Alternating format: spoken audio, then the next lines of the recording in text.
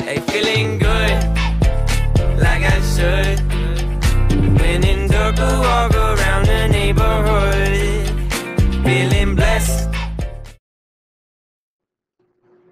Alrighty, here we go. Oh, what's going on? Here we go with the last homework, official homework attached to a lesson that we have for the school year. Now we still have the performance task for rolled oats and glasses to take a look at, and we still have the study guide in preparation for the chapter test on Friday. But this is the last lesson, and these are the last three problems that we'll be working on officially for homework. So, taking a look at problem 69, it says first decide if the triangles below are similar, then if they are, use the information in each diagram to solve for x. All right, so we'll know that these triangles are similar to each other if the side lengths are proportional. So you've got this side ED, that line segment corresponds to AB. And so they're going to go in this ratio together. And segment DF, which is 6 units long, is corresponding to AC. They're in the same general location. And so the two longer sides are going to be in the numerators. The two shorter sides are going to be in the denominators. And to determine whether or not they are proportional, you can either cross multiply or you could simplify those fractions to see that they both simplify down to 3/2. So since the cross products are equal to each other, that means that they are proportional, which means that these two shapes are indeed similar to each other. So with them being similar to each other, that means that this side here, EF, which is designated with a length of x, would correspond to the 7.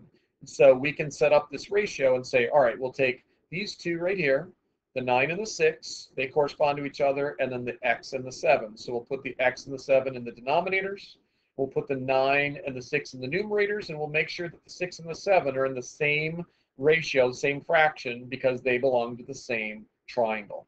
The 9 and the x go in the same fraction because they belong to the same triangle. So how do you want to solve this? Do you want to use a giant 1, or do you want to cross multiply? I would just cross multiply. 63 is going to be equal to 6x. 63 divided by 6 is 10.5, which means that this side length must be 10.5 units long.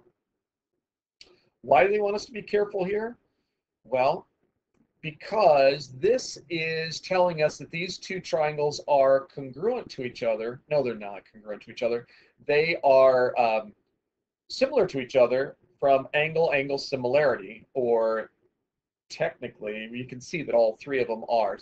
Notice how these angles here are the same for the smaller triangle and the bigger one, and then it tells us that these are congruent to each other, and it turns out these have to be congruent as well because they're with this being a transversal, these are parallel to each other, although they don't really tell us that those are parallel to each other, but because of these two being congruent to each other, then we know they must be parallel to each other. All right, so that being the case, let's take this triangle first, and it looks like this is a 12 by 7. So I'm going to put those, I'm going to highlight those in yellow, and we're going to put those in the numerators of our proportion. And then the common mistake would be to put the 4 and the x here. But technically, this is the larger triangle here, so we have to add the 12 to the 4, and that becomes 16 here. So it's 16 in x. So once you've got those ratios, that's why they wanted us to be careful.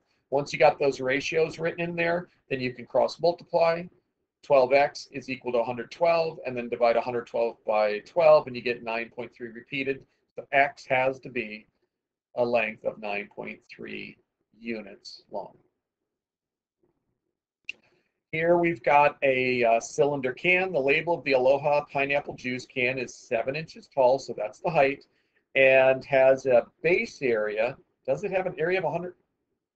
Oh, the label.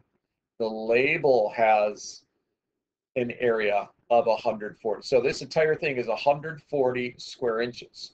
So we know that the label that goes around, the distance around it, which is the length of this label, is the circumference of that can. And so if we know that you multiply base times height to give you the 140 square inches, then if you take 140 and you divide it by 7, you're going to get the circumference, which is 20. So we now know that the circumference of this circle is 120. So what's the diameter have to be? That's really nice. They didn't ask us for the area or the volume. They didn't ask us for this. We're just focusing on the diameter of the can. So the diameter of the can, the distance across, is going to be circumference is equal to pi times diameter. We know the circumference is 20. We're going to divide that by pi, and that will tell us what the diameter is. That's bugging me a little bit. Let me move this to here. And now 20 divided by pi.